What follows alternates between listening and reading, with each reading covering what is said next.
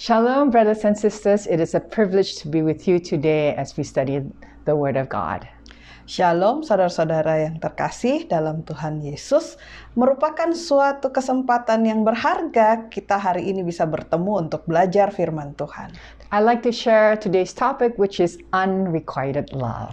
Saya rindu untuk bisa membagikan topik pelajaran kita pada hari ini, yaitu cinta yang bertepuk sebelah tangan. We live in a time where it seems everything we watch on TV is about some sort of unrequited love. Seringkali di dalam kehidupan kita masa kini, waktu kita nonton film mungkin, selalu saja terjadi kejadian cinta yang bertepuk sebelah tangan.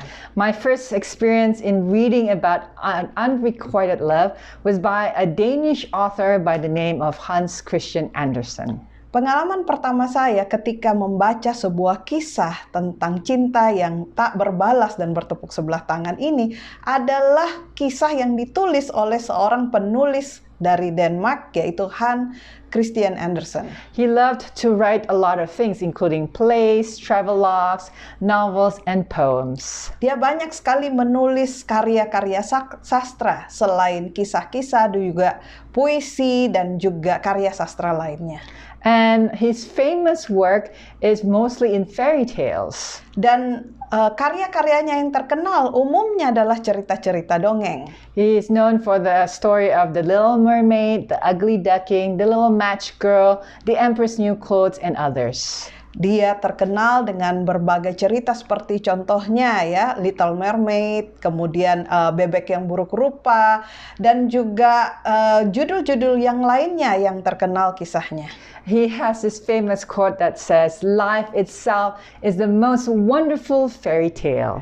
Dia juga membuat suatu pernyataan bahwa hidup itu sendiri sebetulnya adalah cerita dongeng yang paling indah. Now, some of you may disagree what he says because of the fairy tales we read is always happy endings. Mungkin beberapa dari kita tidak setuju akan pernyataan ini karena umumnya cerita dongeng yang kita baca selalu diakhiri dengan bahagia untuk selama-lamanya. But when Hans Christian Andersen writes his fairy tales, the characters go through difficult times and not necessarily have happy endings. Tapi kisah-kisah yang ditulis oleh Hans Christian Andersen selalu menceritakan bagaimana perjuangan dan pergumulan dari si tokoh utama dan tidak selalu akhir ceritanya membahagiakan. But there is always a moral lesson to his fairy tales. Tapi yang pasti selalu ada pelajaran moral dari kisah yang ditulisnya. His most famous fairy tale is The Little Mermaid. Yang kisah yang paling terkenal yang pernah ditulisnya adalah tentang Little Mermaid atau Putri Duyung yang kecil. In fact, the people in Denmark has enacted a statue to commemorate the story. Bahkan orang-orang di Denmark, tepatnya di kota Copenhagen, memiliki sebuah patung Little Mermaid ini. And unlike the Hollywood version, the Little Mermaid ending is very different. Beda dengan cerita dari kisah di Hollywood atau Disney, kisah yang sebenarnya tentang Little Mermaid ini sebetulnya beda banget. In Hans Christian Andersen, the Little Mermaid is a princess of a king, is a daughter of a king in the sea. Jadi di dalam kisah dongeng dari Hans Christian Andersen, Little Mermaid ini sebetulnya adalah seorang putri dari raja yang ada di dasar laut. But she longed for a world outside of the world she knew, which is the sea world. Dan dia merindukan untuk bisa keluar dari dasar laut dan melihat dunia di luarnya. She would always visit and pop up her head above the sea to see what was outside of the sea world. Dia selalu berusaha sembunyi-sembunyi untuk mengeluarkan kepalanya dari dasar laut dan dari permukaan air untuk melihat ada apa di luar laut. One day when she popped out, there was a heavy storm and there was a ship. Pada suatu hari ketika dia lagi mengeluarkan kepalanya dari permukaan laut, rupanya sedang angin topan dan ada sebuah kapal. Unfortunately, the ship suffered through the storm and was wrecked, but there was someone she saw that was drowning. Dan kapal yang dia lihat ini hancur diterpa oleh badai. Dan kemudian ada seseorang yang dia lihat dari kapal itu yang sudah keluar dari kapal dan hampir tenggelam. And so she saved this man. Sehingga akhirnya dia menyelamatkan pria ini. But she fell in love with him. Dan kemudian dia menjadi jatuh cinta kepada pria ini. She brought him to the beach. Dia bawa pria ini sampai ke pantai. But when the man woke up, the one person that he saw was a woman, another girl who was helping him. Tapi waktu pria ini sudah sadarkan diri, yang dia lihat bukan Little Mermaid, tapi dia lihat adalah seorang wanita lain yang menolong dia, yang menemukan dia. And he fell in love with her. Dan pria ini akhirnya jatuh cinta kepada wanita yang menolong dia ketika dia siuman itu. To make the long story short, he fell in love with that woman and he married her. Secara singkat, akhirnya pria ini jatuh cinta kepada wanita lain itu dan kemudian mereka menikah. The Little Mermaid was heartbroken because she left the sea world to be with him. Dan Little Mermaid ini dia menjadi patah hati, hancur hatinya karena dia meninggalkan dasar laut demi menyelamatkan pria ini. As a child, I did not like this story Sebagai seorang anak, saya sebetulnya tidak suka cerita ini. because it's unrequited love. Karena ini adalah cerita yang bukan berakhir dengan bahagia. Ini adalah cerita tentang cinta yang bertepuk sebelah tangan. But if we study the Bible, there is also a story of unrequited love. Namun, kalau kita belajar Alkitab, di Alkitab juga terdapat kisah tentang cinta yang bertepuk sebelah tangan. And it happened between three individuals, Jacob, Rachel, and Leah. Dan kisah ini adalah sebuah kisah cinta segitiga antara Yakub, Rahel, dan Leah. But before we open the word to read the story, Tapi sebelum kita buka Alkitab untuk membaca cerita ini, I'd like for you to have an open mind. saya rindu agar saudara membuka pikiran saudara. And let us not use the current knowledge of what we know today, of today's culture and understanding, and judge the story based on what we know today, which is called presentism. Dan marilah kita jangan berusaha untuk menghakimi peristiwa di masa lalu itu berdasarkan kultur atau zaman kita ini. Jangan kita melakukan suatu pola pikir, yaitu yang namanya presentisme, ya, menghakimi sesuatu yang terjadi di masa lampau berdasarkan kebudayaan kita masa kini. The Bible, we are to approach the Bible to increase faith, not to dissect, not to criticize the story based on our knowledge, experience, and culture. Kita datang untuk mempelajari Alkitab dengan iman, bukan untuk menghakimi kisah yang terjadi pada waktu itu berdasarkan pengetahuan kita, pengalaman kita, atau kebudayaan kita. Before we open the Bible, I'd like to invite us to pray together. Sebelum kita buka Alkitab kita, mari kita berdoa bersama-sama. Our Father in heaven, Bapa kami yang di surga, as we open up the Word, pada waktu kami membuka Alkitab ini, send your Spirit to be with us curahkanlah Roh Kudus-Mu bagi kami, so that we may learn the very thing you want us to learn. supaya kami dapat mempelajari apa yang ingin Engkau ingin kami pelajari. Be with myself and my translator. Bersamalah dengan saya dan juga penterjemah. Speak through us, Lord. Berbicaralah melalui kami, ya Hide Tuhan. us behind the cross Sembunyikan kami di balik kayu salib, so that Jesus and Jesus alone will be seen. supaya hanya Yesus dan Yesus saja yang dapat kami lihat. In Jesus' precious name, Di dalam nama Yesus. amen. Amin. Let us turn to the book of Genesis, chapter 29. Mari kita buka Alkitab kita di dalam Kejadian 29 And we will read verse 16 and 17. dan kita baca dari ayat 16 dan 17. And Laban had two daughters. The name of the elder was Leah, and the name of the younger was Rachel. Leah was tender-eyed, but Rachel was beautiful and well-favored. Laban mempunyai dua anak perempuan. Yang lebih tua namanya Leah dan yang lebih muda namanya Rahel. Leah tidak berseri matanya, tetapi Rahel itu elok sikapnya dan cantik parasnya. In the beginning of the story, we see there are two women. Jadi di awal dari kisah ini, kita menemukan ada dua perempuan Sisters. yang bersaudara. The older, however, was not beautiful as the younger. Yang kakak tidak secantik yang adik. So you can guess which one Jacob would favor. Jadi kita bisa menebak kepada siapa Yakub jatuh cinta.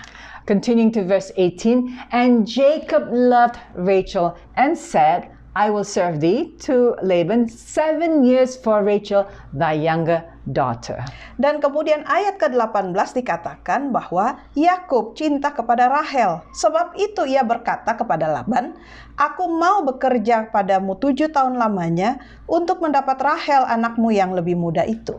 And we skip to verse 20, and Jacob served 7 years for Rachel, and they seemed unto him but a few days for the love he had to her. Ayat 20, jadi bekerjalah Yakub 7 tahun lamanya untuk mendapat Rahel itu. Tetapi yang 7 tahun itu dianggapnya seperti beberapa hari saja karena cintanya kepada Rahel. So we see in this story that Jacob loved Rachel first. Jadi kita lihat dalam kisah ini bahwa Yakub jatuh cinta kepada Rahel terlebih dahulu. In fact, he loved her so much, he was willing to work 7 years for her. Dan oleh karena cintanya kepada Rahel ini, dia bersedia untuk bekerja selama 7 tahun. And in fact, the 7 years passed to him like as though it was a few days. Dan katanya, saking cintanya kepada Rahel, 7 tahun itu rasanya seperti beberapa hari saja. How many of us feel like as though 7 years can pass by like a few days? Berapa banyak dari kita yang berkata bahwa, wah, 7 tahun itu rasanya seperti beberapa hari saja. Especially when you're dating. How many of you feel like, it seems such a few hours have passed by when you haven't seen her for many days. None of us feel that way. Ya, terutama kalau kita punya seorang kekasih. Berapa banyak yang kita merasa bahwa kita bisa rasanya seperti beberapa hari saja ya, walaupun kita sebetulnya kita sebetulnya sudah lama tidak bertemu. So continue the story. Kita lanjutkan ceritanya. And we skip to verse 30. Kita lanjut ke ayat 30. And he, Jacob, went in also unto Rachel, and he loved also Rachel more than Leah, and served with him yet 7 other years. Ayat 30, Yakub menghampiri Rahel juga, malah ia lebih cinta kepada Rahel daripada kepada Leah.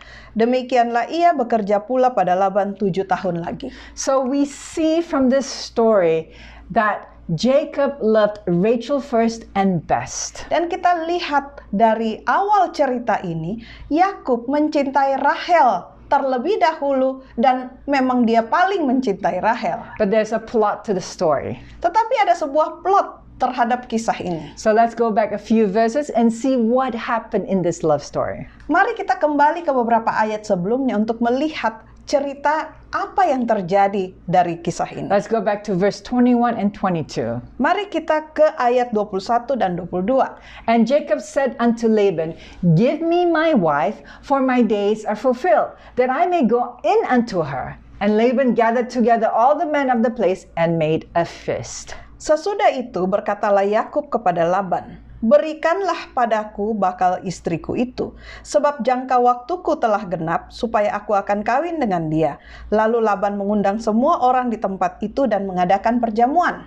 Verse 23, and it came to pass in the evening that he, which is Laban, took Leah his daughter and brought her to him, which is Jacob, and he, Jacob, went in unto her Leah.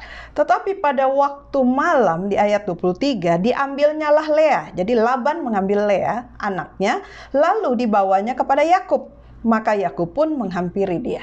We skip to verse 25. Kita kemudian maju ke ayat 25. And it came to pass that in the morning, behold, it was Leah. And he said to Laban, what is this thou hast done unto me? Did not I serve thee for Rachel? Wherefore thy house thou beguiled me? Tetapi pada waktu pagi tampaklah bahwa itu Leah. Lalu berkatalah Yakub kepada Laban, apakah yang kau perbuat terhadap aku ini?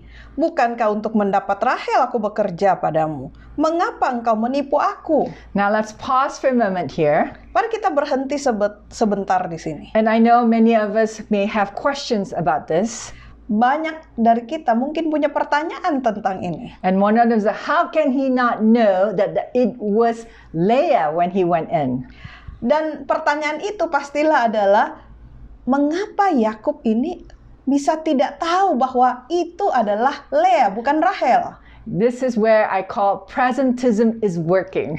Nah, disinilah yang tadi saya sebutkan bahwa kita tidak boleh menggunakan cara pandang presentisme. In which we assume that when Jacob went to the tent, there was light. Ya, kita berpikir bahwa waktu Yakub masuk ke dalam tenda Lea itu ada lampu.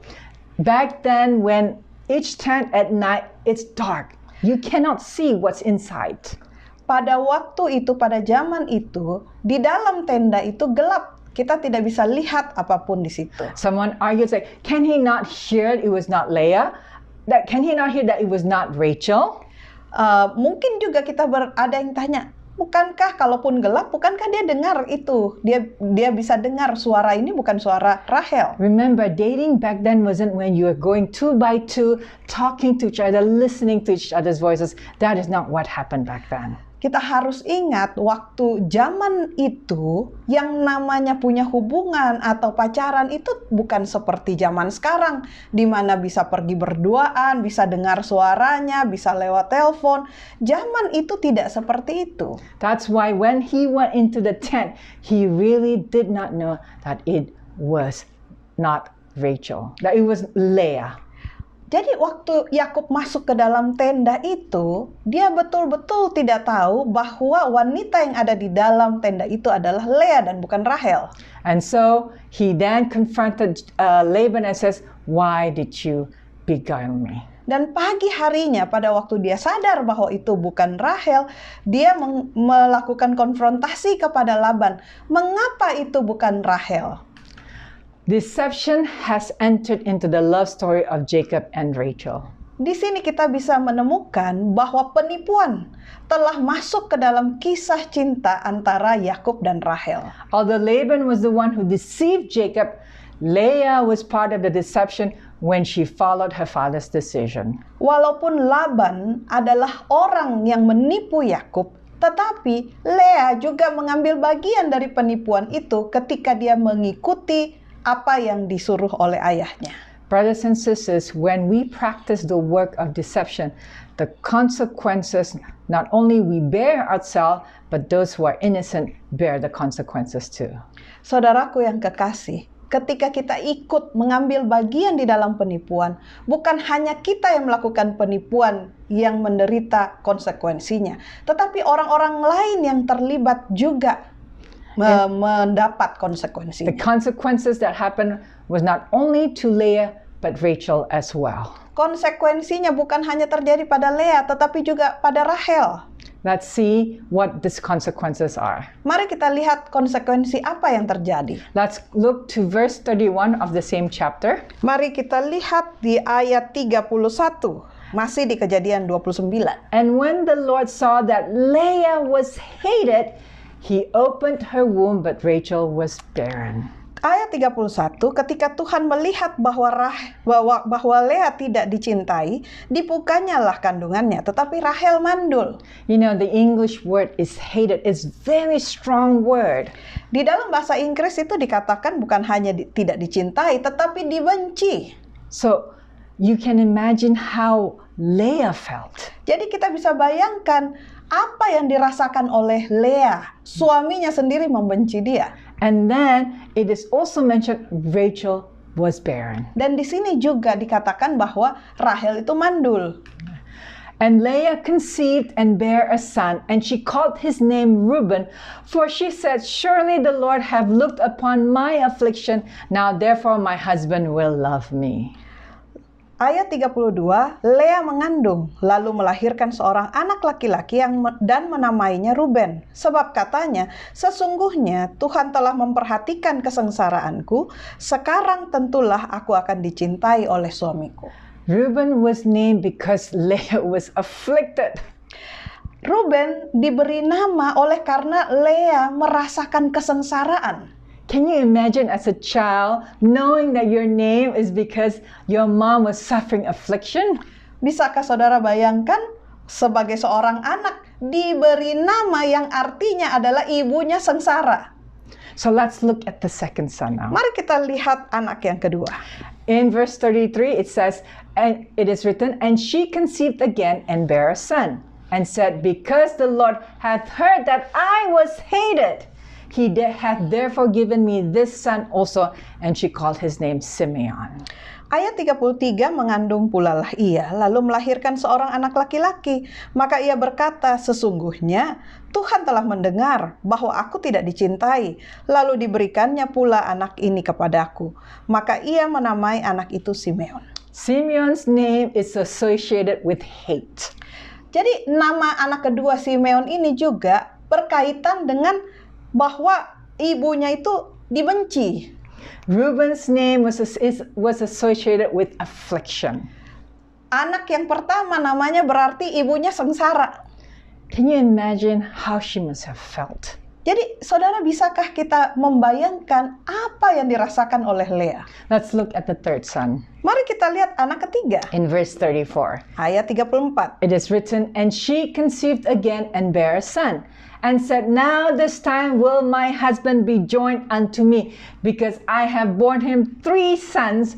Therefore was his name called Levi. Mengandung pula lah ia, lalu melahirkan seorang anak laki-laki. Maka ia berkata, sekali ini suamiku akan lebih erat kepadaku, karena aku telah melahirkan 3 anak laki-laki baginya. Itulah sebabnya ia menamai anak itu Lewi. You know, this is interesting. It's not as bad as the first 2 sons, but there is still a longing to be joined to the husband. Nama Lewi mungkin tidak seburuk kedua kakaknya, tetapi masih menyiratkan bahwa Lea ingin untuk dicintai oleh suaminya. And let's look at verse 35 now. Dan kita lihat ayat 35. And she conceived again and bare a son, and she said, now will I praise the Lord. Therefore she called his name Judah and left bearing. Mengandung pula lah ia, lalu melahirkan seorang anak laki-laki, maka ia berkata, sekali ini aku akan bersyukur kepada Tuhan. Itulah sebabnya ia menamai anak itu Yehuda. Sesudah itu ia tidak melahirkan lagi. So at this point, during the 4th son, Leah no longer is focused on herself, but she focused on God, and she gave praises to God for the 4th son. Jadi pada waktu anak yang keempat lahir, Lea tidak fokus lagi kepada dirinya, tetapi dia lebih fokus kepada syukur, ucapan syukur kepada Tuhan. Dan setelah itu, dia tidak melahirkan lagi. Rachel was barren. Rahel, di sisi lain Rahel mandul. Leah was given 4 sons. Dan pada waktu itu Lea sudah punya 4 anak laki-laki. But during the birth of her first 3 sons, she wished the affections of her husband Jacob. Tetapi selama dia melahirkan 3 anaknya yang pertama, selalu tanpa perhatian dari suaminya Yakub. You know, it was Jacob who deceived his father Isaac. Kita tahu bahwa sebelumnya Yakub sudah menipu Ishak ayahnya.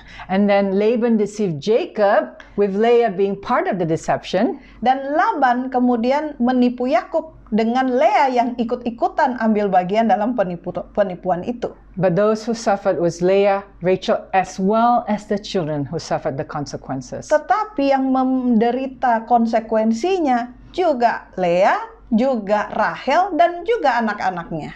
Is the story done? Apakah cerita berakhir sampai di sini? No, let's continue to chapter 30. Tentu saja tidak. Cerita ini berlanjut sampai ke pasal 30. And let's go to verse 14. Kita buka Kejadian 30 ayat 14. And Reuben went in the days of wheat harvest and found mandrakes in the field and brought them unto his mother Leah. Then Rachel said to Leah, give me, I pray thee, of thy sons mandrakes. Ketika Ruben pada musim menuai gandum pergi berjalan-jalan, didapatinya di padang buah dudaim. Lalu dibawanya kepada Lea ibunya. Kata Rahel kepada Lea, berilah aku beberapa buah dudaim yang didapat oleh anakmu itu. Reading to verse 15, and she, who is Leah, said unto her, who is Rachel, is it a small matter that thou hast taken my husband? And wouldest thou take away my son's mandrakes also? And Rachel said, therefore he shall lie with thee tonight for thy son's mandrakes. Ayat 15, jawab Lea kepadanya, apakah belum cukup bagimu mengambil suamiku? sekarang pula mau mengambil lagi buah dudaim anakku. Kata Rahel, kalau begitu biarlah ia tidur dengan engkau pada malam ini sebagai ganti buah dudaim anakmu itu. Now, we saw in the previous chapter that she praised God for Judah. Nah, kita sudah lihat waktu pasal sebelumnya bahwa nama Yuda adalah ucapan syukur Lea kepada Tuhan. But we see that her affection for Jacob has not yet, her longing for Jacob has not ended. Tetapi kita bisa lihat dari kisah ini bahwa kerinduan Lea untuk mendapat kasih sayang Yakub itu belum berakhir. So when Reuben gave her mandrakes and Rachel saw that and wanted, she said, "You already have my husband. Now you want my fruits too?" Jadi ketika Ruben mendapat buah dudaim dan Rahel melihat buah itu dan menginginkannya, maka dia minta kepada Lea dan Lea katakan, "Belum cukup ambil suamiku. Apakah buah anakku juga mau diambil?" And then Rachel, reading this, she also believed, she was also moved by greed. And so she said, "Okay, since you want my husband, I'll give you my husband for tonight, but you give me the fruits." Dan Rahel yang juga kalau kita lihat di sini, saking menginginkan buah itu, dia katakan bahwa oke, kalau begitu malam ini suamiku akan tidur dengan kamu, tapi kamu berikan buah itu kepadaku. Now we read verse 16, and it is written, "And Jacob came out of the fields in the evening, and Leah went out to meet him and said, Thou must come in unto me, for surely I have hired thee with my son's mandrakes. And he lay with her that night." Ayat 16. Ketika Yakub pada waktu petang datang dari padang, pergilah Lea mendapatkannya sambil berkata, "Engkau harus singgah kepadaku malam ini, sebab memang engkau telah kusewa dengan buah dudaim anakku." Sebab itu tidurlah Yakub dengan Lea pada malam itu. Now many of you is like thinking, wow, this is an interesting plot here. Mungkin beberapa dari saudara berpikir, ini plot yang sangat menarik. So here comes Jacob having a hard day of work, very tired, and expecting to go to Rachel's tent, and out comes Leah saying, "No, no, no, you must come to my tent tonight. I have hired you with my by giving fruits to the other wife." Bayangkan, mungkin pada waktu itu Yakub sudah capek pulang kerja ya, dan pada waktu dia pulang, dia membayangkan dia akan pulang ke tenda Rahel. Tahu-tahu Lea keluar dari tendanya dan katakan, tidak, hari ini kamu harus tidur di tendaku karena kamu sudah saya sewa dengan buah yang didapatkan oleh Ruben. And the result of this hiring, that's written in verse 17 to 18. Dan hasil dari semalam bersama Lea di tenda itu kita baca di ayat 17 and 18. 17 dan 18. "And God hearkened unto Leah, and she conceived, and bare Jacob the fifth son. And Leah said, God hath given me my hire, because I have given my maiden to my husband. And she called his name Issachar." Lalu Allah mendengarkan permohonan Lea. Lea mengandung dan melahirkan anak laki-laki yang kelima bagi Yakub. Lalu kata Lea, "Allah telah memberi upahku karena aku telah memberi budakku perempuan kepada suamiku." Maka ia menamai anak itu Isakar. Now, in chapter 29, after Judah was born, it was written that she could no longer bear sons. But because of this act of hiring, God opened again her womb, and now she gave Jacob a fifth son. Dan kita ingat tadi di Kejadian 29 dikatakan bahwa setelah dia melahirkan 4 orang anak, Lea tidak mengandung lagi. Tetapi akibat menyewa Yakub semalam ini, maka Tuhan membuka kandungannya dan dia melahirkan lagi. And because she hired him, she hired her own husband, she named the child Issachar. Dan karena dia menyewa sendiri suaminya itu sendiri, dia menamakan anak itu Isakar. I feel sorry for Issachar. Saya kasihan sekali sama Isakar ini. Because his name is associated for hiring her husband for one night. Karena namanya itu berarti bahwa saya sudah menyewa suamiku sendiri untuk satu malam. That is such, what the meaning behind his name, I think, is very sad. Jadi makna dari nama Isakar sangat menyedihkan. But let's continue reading the story. Mari kita lanjutkan cerita ini. Verse 19 and 20. Ayat 19 dan 20. And Leah conceived again and bare Jacob the sixth son. And Leah said, God hath endued me with a good dowry. Now will my husband dwell with me, because I have borne him 6 sons. And she called his name Zebulun. Kemudian Leah mengandung pula dan melahirkan anak laki-laki yang keenam bagi Yakub. Berkatalah Leah, Allah telah memberikan hadiah yang indah kepadaku. Sekali ini suamiku akan tinggal bersama-sama dengan aku, karena aku telah melahirkan 6 orang anak laki-laki baginya. Maka ia menamai anak itu Zebulon. Now, you have to understand back then when someone has more than one wife, the husband would provide them with servants and with their own tent, their own place and everything. So all this time, Jacob has been living only with Rachel. Jadi kita bisa bayangkan bahwa di zaman itu ketika seorang wanita, ketika seseorang memiliki lebih dari satu istri, maka untuk setiap istri dia memberikan tenda di mana keluarganya atau anak-anaknya bisa tinggal di situ. Tapi si Yakub ini dengan berjalannya waktu dia tetap tinggal di kemahnya Rahel. And so based on this verse, you can see she desired Jacob to choose to live with her. That's why she said, now will my husband dwell with me. Jadi berdasarkan arti nama dari Zebulon ini, menyiratkan kerinduan dari Leah agar suaminya mulai saat ini tinggal saja bersama-sama dia di tendanya. Was this over? Was she done with childbearing? Apakah sampai di sini? Apakah dia tidak lagi melahirkan anak? She did. She bore Jacob one more, and afterwards she bare a daughter and called her name Dinah. Dan kita bisa lihat bahwa setelah itu Leah masih melahirkan seorang anak perempuan dan menamai anak itu Dinah.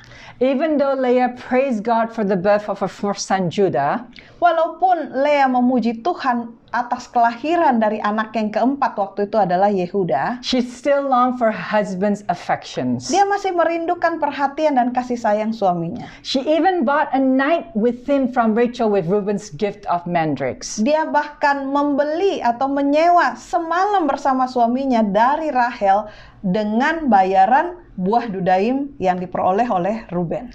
God opened Leah's womb again to bear 3 more children, but she suffered still the pangs of unrequited love. Tuhan membuka kandungan Leah lagi untuk melahirkan 3 anak lagi.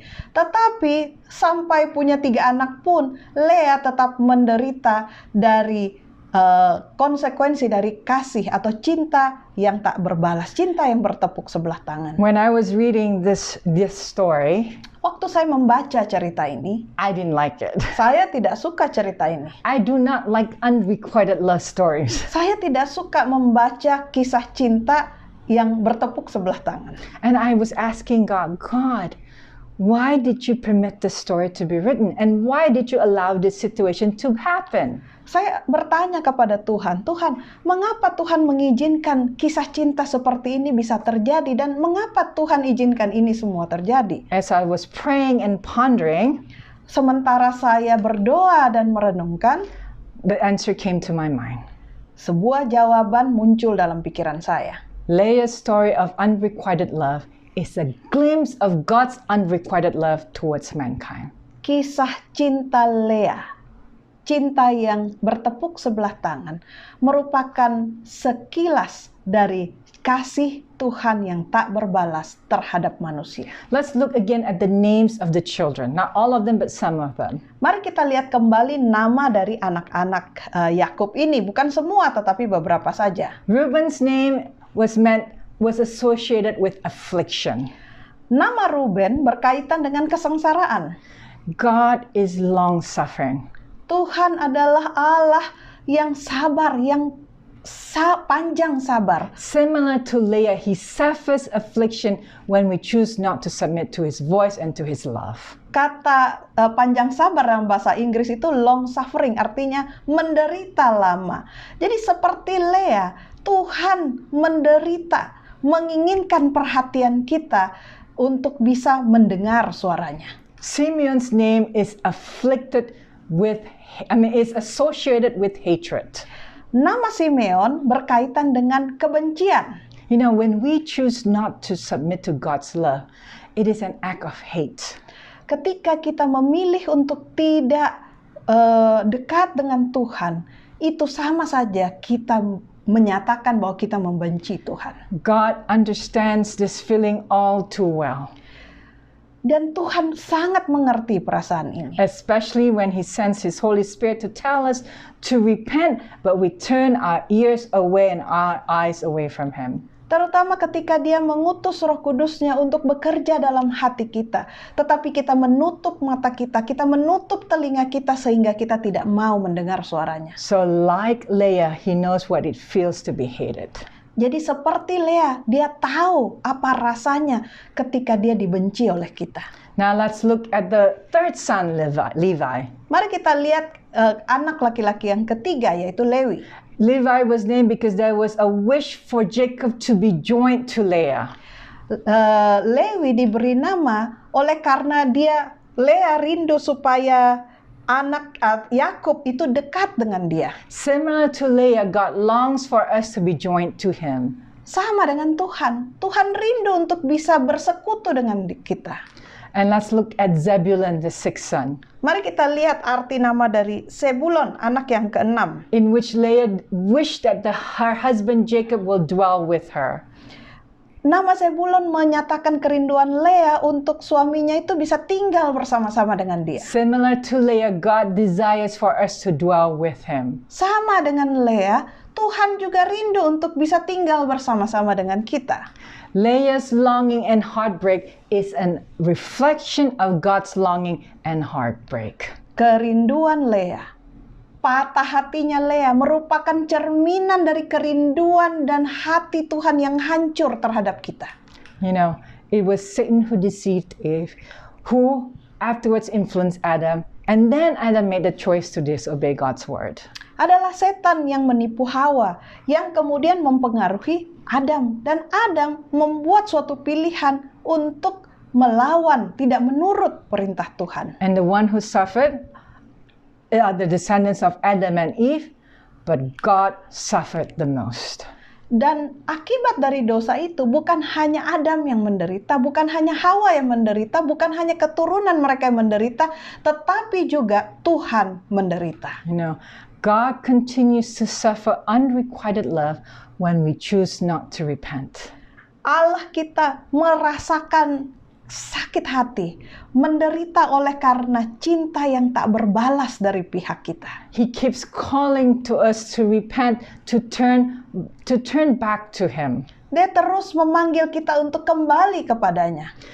I want us to open to the book of Ezekiel and read and observe how beautiful His pleading is towards you and I. Mari kita buka Alkitab dari kitab Yehezkiel. In chapter 18 verse 30. Di ayat 18, pasal 18 ayat 30. Ini menyatakan kerinduan Tuhan. Therefore I will judge you, O house of Israel, everyone according to his ways, saith the Lord God. Repent and turn yourselves from all your transgressions, so iniquity shall not be your ruin. Oleh karena itu aku akan menghukum kamu masing-masing menurut tindakannya, hai kaum Israel. Demikianlah firman Tuhan Allah. Bertobatlah dan berpalinglah dari segala durhakamu, supaya itu jangan bagimu menjadi batu sandungan yang menjatuhkan kamu ke dalam kesalahan. Verse 31, cast away from you all your transgressions, whereby ye have transgressed, and make you a new heart and a new spirit. For why will ye die, O house of Israel? Ayat 31, buanglah daripadamu segala durhaka yang kamu buat terhadap aku, dan perbaharuilah hatimu dan rohmu. Mengapakah kamu akan mati, hai kaum Israel? And verse 32, for I have no pleasure in the death of him that dieth, saith the Lord God. Wherefore turn yourselves and live ye. Sebab aku tidak berkenan kepada kematian seseorang yang harus ditanggungnya. Demikianlah firman Tuhan Allah. Oleh sebab itu, bertobatlah supaya kamu hidup. You see how beautiful this pleading is? Saudara bisa lihat betapa indahnya seruan Tuhan ini. How much He loves you and I, Betapa Dia sangat mengasihi saudara dan saya. but yet how stubborn you and I are. Tetapi di pihak lain, kita ini keras kepala. We have evidences in our life that we have not yet repented. Hidup kita menyisakan bukti-bukti bahwa kita tidak sungguh-sungguh bertobat. What are the evidences? Apa saja bukti bahwa kita belum bertobat? We have not repent in what we eat. Kita belum bertobat terhadap apa yang kita makan. In 1 Corinthians 6:19-20, what? Know ye not that your body is the temple of the Holy Ghost which is in you, which ye have of God, and ye are not your own? For ye are bought with a price. Therefore glorify God with in your body and in your spirit, which are God's. Di dalam 1 Korintus 6 ayat 19 dan 20. Atau tidak tahukah kamu bahwa tubuhmu adalah bait Roh Kudus yang diam di dalam kamu? Roh Kudus yang kamu peroleh dari Allah, dan bahwa kamu bukan milik kamu sendiri. Sebab kamu telah dibeli dan harganya telah lunas dibayar. Karena itu, muliakanlah Allah dengan tubuhmu. You know, we are at a time where we're arguing about what is clean food, what is unclean food. But in truth, we should be arguing how can we surrender our appetite to God. Seringkali kita hanya berdebat tentang makanan apa yang haram, makanan apa yang halal. Padahal sesungguhnya inilah waktunya kita sebetulnya berjuang untuk bisa bagaimana supaya tubuh kita ini diperlakukan dengan kudus sebagai persembahan yang hidup bagi Tuhan. When our appetite leads us to eat to fulfill the desires of our heart, this is where we say, God, I want to eat this, although I know this is not healthy, but please help me surrender this desire to you.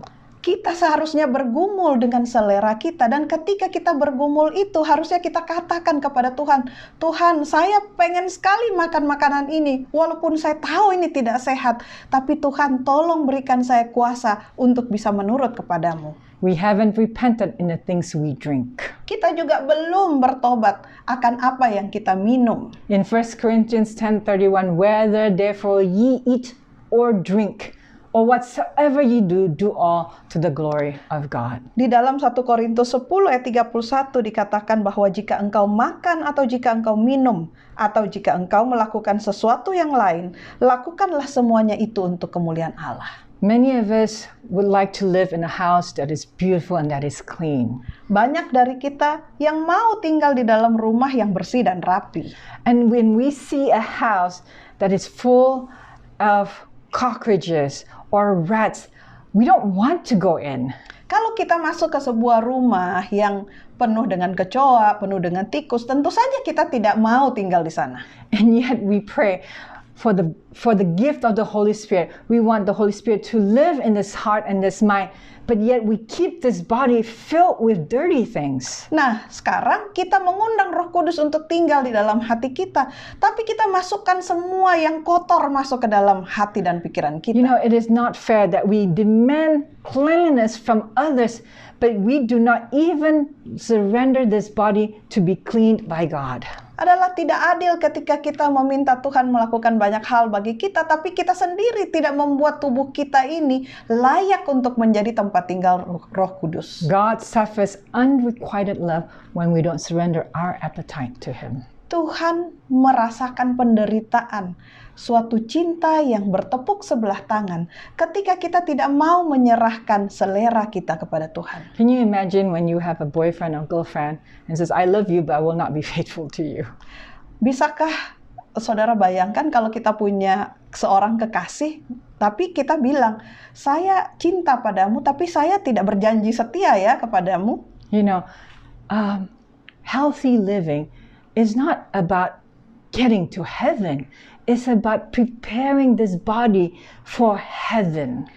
Pola hidup sehat bukanlah suatu syarat masuk surga, tetapi untuk mempersiapkan tubuh kita, hidup kita untuk bisa layak masuk ke surga.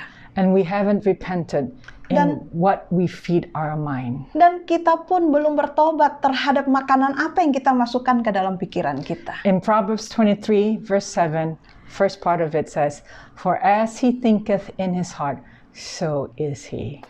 Di dalam Amsal 23 ayat 7 dikatakan bahwa kalau di bahasa Indonesianya, sebab seperti orang yang membuat perhitungan dalam dirinya sendiri, demikianlah ia. Tapi arti dalam bahasa Inggrisnya disebut bahwa apa yang dipikirkan seorang manusia di dalam hatinya, maka jadi seperti itulah dia. What you keep feeding in your mind, what you watch, what you read, what you listen, transform you to the very thing you're watching, listening, and reading. Kalau apa yang kita tonton, apa yang kita baca, apa yang kita dengarkan itu masuk ke dalam pikiran kita, dan kita juga akan mengeluarkan sesuai dengan apa yang kita tonton, apa yang kita baca, apa yang kita dengarkan. You know, when we hear love songs in the music about infidelity, about heartbreak, that's all we're going to think about is heartbreak, and that will influence the way we have our relationship with others. Kalau yang kita dengarkan adalah lagu-lagu cinta yang temanya tentang patah hati, tentang ketidaksetiaan, selingkuh, maka itu pula yang akan masuk ke dalam pikiran kita. Kita akan selalu berpikir tentang perselingkuhan dan patah hati. And when we watch dramas that picture that this guy is like this, like that, we hope that person's like that, and when we don't see it in the person we love, we get disappointed and we argue. Dan kalau kita nonton film-film romantis yang sepasang kekasih yang saling memperhatikan seperti itu, kita jadi punya imajinasi, dan ketika mungkin suami atau istri kita tidak romantis seperti yang kita lihat di film, kita jadi bersungut-sungut, kita jadi tidak puas akan kehidupan pernikahan kita. God suffers unrequited love when we turn our eyes away from Him and to the things of the world. Tuhan menderita sebuah cinta yang bertepuk sebelah tangan ketika kita lebih memilih menghabiskan waktu kita untuk melihat hal-hal yang demikian. And we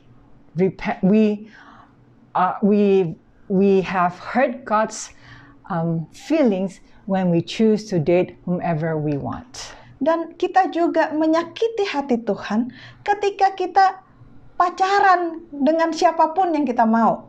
In Adventist Home, page 57, di dalam buku Rumah Tangga Advent, halaman 57, a young man who enjoys the society and wins the friendship of a young lady, unbeknown to her parents, does not act a noble Christian part toward her or toward her parents. Di sana ditulis bahwa seorang pria muda, seorang pemuda yang menikmati bergaul dan bersahabat dengan seorang pemudi dan tidak diketahui oleh orang tua dari wanita itu, melakukan sebuah tindakan bukan menjadi seorang Kristen yang mulia terhadap orang tua dari wanita itu. Through secret communications and meetings, he may gain an influence over her mind, but in doing so, he fails to manifest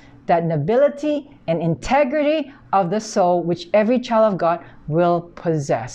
Melalui komunikasi yang diam-diam, yang rahasia, yang tidak diketahui tanpa sepengetahuan orang tua, mungkin dia bisa memenangkan perhatian dari wanita itu. Tetapi dengan melakukan demikian, dia sebetulnya tidak menunjukkan kemuliaan sikap, integritas dari seseorang anak Tuhan yang harusnya dimiliki oleh seorang anak Tuhan. In order to accomplish their ends, they act a part that is not frank or that is not honest and open and according to Bible standard.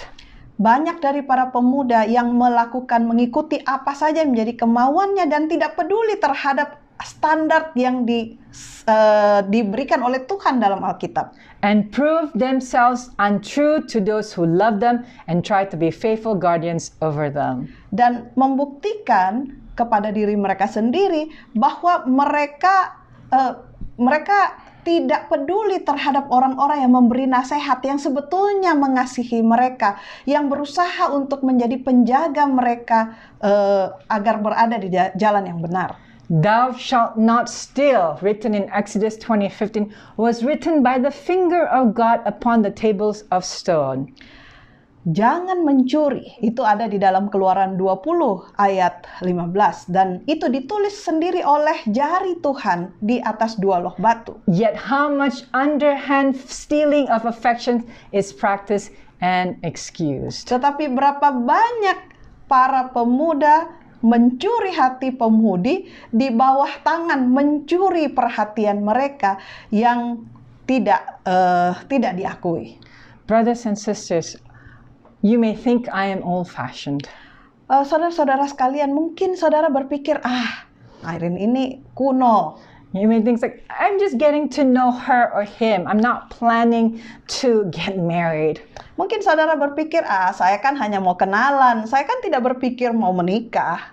But remember, your heart doesn't belong to you. Tetapi ingatlah bahwa hati kita bukan milik kita. It belongs to God. Hati kita milik Tuhan. You shouldn't give or you shouldn't take someone's heart without his permission.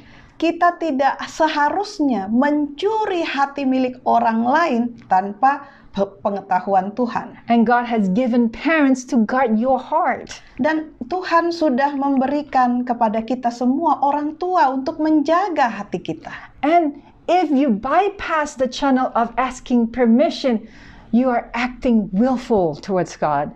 Dan kalau kita tidak melewati, tidak minta izin terlebih dahulu kepada orang tua dari si wanita itu, kita sebetulnya sudah melanggar Tuhan. And this is when God suffers unrequited love. Dan ketika kita melakukannya, maka disitulah Tuhan merasakan cinta yang tak berbalas. He loves us so much. He has set guards to keep us safe. But we say, I know best. You don't know what's happening in this world, Lord. Tuhan begitu mengasihi kita. Tuhan memberikan orang-orang yang memberi nasihat, yang menjaga kita, mengawal kita dalam hidup kita. Tapi seringkali kita katakan, Tuhan, saya nggak mau peduli. Saya bisa jaga diri saya sendiri. In John 3:16, God says, For God so loved the world that he gave his only begotten Son, that whosoever believeth in him should not perish but have everlasting life. Di dalam Yohanes 3 ayat 16, tertulis bahwa karena begitu besar kasih Allah akan dunia ini, sehingga ia mengaruniakan anaknya yang tunggal, supaya setiap orang yang percaya kepadanya tidak binasa, melainkan beroleh hidup yang kekal. You know, this verse shows God had a choice. Di dalam ayat ini, bisa kita lihat bahwa Tuhan itu punya pilihan. God had a choice to keep his son and lose the world, or risk losing his son to save the world. Tuhan punya pilihan untuk tetap supaya menyelamatkan anaknya, tapi dunia binasa. Atau resiko kehilangan anaknya untuk menyelamatkan dunia. But because he loved us so much, for God so loved the world, he chose to save us first. Tapi karena Tuhan begitu besar mengasihi dunia ini, maka Tuhan memilih untuk menyelamatkan kita. Many of us want to feel loved. Banyak dari kita yang rindu untuk merasa dicintai. Want to be cherished. Rindu untuk bisa dipuja. Want to be valued. Ingin dihargai. Want to be protected. Ingin bisa dijaga. But if you and I don't experience these things with God first and always, we will not experience these things with another human being. Tapi kalau kita tidak tahu, tidak pernah merasakan pengalaman dicintai, dipuji, dihargai, dan dijaga oleh Tuhan pertama, terlebih dahulu, dan yang terbaik, maka kita tidak akan pernah merasakan pengalaman seperti itu dengan manusia yang lain. That's why there are divorces. Itulah sebabnya mengapa banyak terjadi perceraian. That's why people date here and there, because they want all these feelings, and when it's not fulfilled, people break up. Banyak yang pacarnya bergonta-ganti hanya karena mengejar suatu kesenangan, dan kalau tidak puas maka pisah lagi. You know how God suffers when he wants to love us, cherish and value and protect us, but yet we turn away? Tahukah bagaimana perasaan Tuhan mencintai kita dengan cinta yang bertepuk sebelah tangan, yang ingin mencintai kita, ingin memuja kita, ingin menghargai kita dan menjaga kita, tapi kita buang muka. Leah's story is God's story. Kisah Leah adalah kisah kita. Any man and women who do not know how to be single and happy with God will never know how to be happy with another human being. Setiap pria dan wanita yang tidak tahu bagaimana bisa menjadi seorang yang single ya, seorang yang lajang dan tetap bahagia bersama Tuhan, tidak akan pernah tahu bagaimana cara bahagia dengan manusia yang lain. You can be with someone but still be lonely. Kita bisa saja dengan seseorang yang lain, kita bisa saja punya suami atau istri, tetapi tetap merasa kesepian. Signs that you are not fulfilled by God. Ada beberapa tanda-tanda jika kita tidak dipenuhi oleh Tuhan. Arguing many times with boyfriend or girlfriend or husband or wife. Mungkin kita sering sekali berdebat dengan pacar, dengan suami, dengan istri. Because you feel that you're not loved, you're not cherished, you're not protected, you're not valued.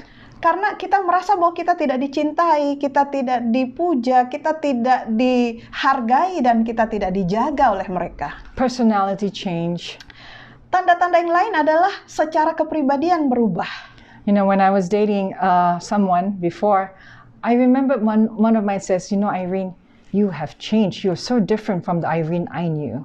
Sebelum ini saya pernah menjalin hubungan dengan seorang pria. Dan di dalam hubungan ini teman saya katakan, Irene, kamu sekarang beda banget. Kamu berbeda dengan Irene yang saya kenal sebelumnya. Hiding things from friends, especially your unhappiness. Tanda-tanda di mana kita juga tidak dipenuhi oleh Tuhan adalah kita suka menyembunyikan hal-hal tertentu, hubungan kita dari teman-teman, terutama kalau ketidakbahagiaan kita sembunyikan. It happened to me with that same person. Ini juga terjadi ketika saya menjalin hubungan I didn't dengan want my pria itu. friends to know that I was unhappy, so I hid away from them. I did not want them to see me and see how unhappy I was. Saya tidak mau teman-teman saya tahu bahwa sebetulnya saya tidak bahagia. Jadi saya berusaha menutupi ketidakbahagiaan saya. And then trying to make excuses to other friends for my boyfriend's weakness. Dan berusaha untuk membuat alasan kepada teman-teman saya tentang kelemahan atau kekurangan dari pacar saya. So God had to show me through that experience, you were trying to find things from Him that you did not find in me. Jadi Tuhan mau memberikan kepada saya suatu pelajaran bahwa kamu berusaha mencari hal-hal, sesuatu dari orang lain yang tidak engkau alami terlebih dahulu bersama saya.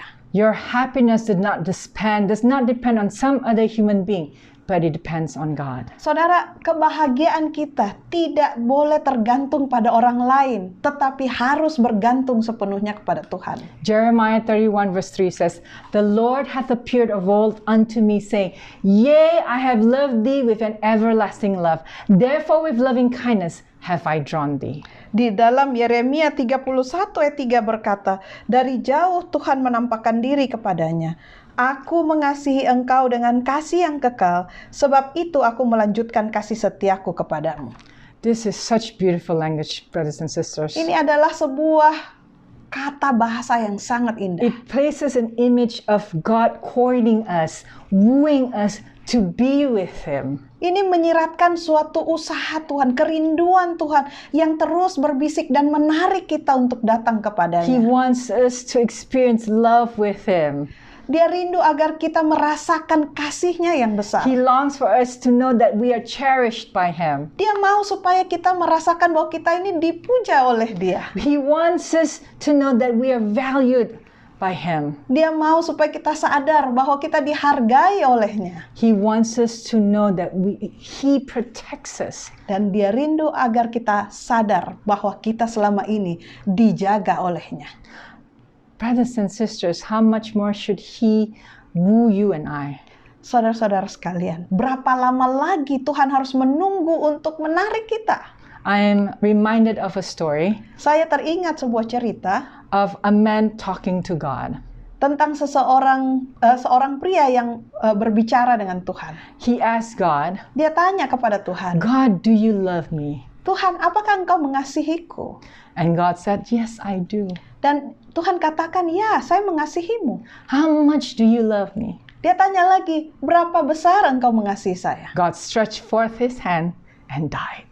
Dan kemudian Tuhan merentangkan tangannya, ya, dan kemudian dia mati di kayu salib. Will He continue to suffer unrequited love brothers and sisters? Saudara-saudaraku, apakah kita tega membiarkan Tuhan menderita untuk cinta yang bertepuk sebelah tangan dari Will kita? you be willing to give up the little things, what you want to eat, what you want to drink, what you want to watch, every little thing to Him? Apakah kita mau menyerahkan selera kita terhadap apa yang kita makan, minum, apapun terhadap apa yang kita tonton, apa yang kita baca, apa yang kita dengarkan, mau kita serahkan sama Tuhan? If you want this, brothers and sisters, let us pray together. Jika saudara mau, mari kita tunduk kepala dan berdoa. Our Father in heaven, Bapa kami yang di surga, you love us so much Engkau sangat mengasihi kami, that you have died for us. sehingga Engkau mati bagi kami. You suffer unrequited love. Engkau sudah menderita oleh karena cinta yang bertepuk sebelah tangan. There are many little things in our lives that we have yet surrendered. Kami tahu bahwa ada banyak hal-hal yang kecil yang belum kami serahkan kepadamu. So today, Lord, we pray, Oleh karena itu Tuhan, pada hari ini kami berdoa. create in us a clean heart Ciptakanlah manusia baru di dalam and diri renew kami. the right spirit within Dan us. perbaharuilah rohmu di dalam For every kami. little thing that comes our way, help us surrender it to you.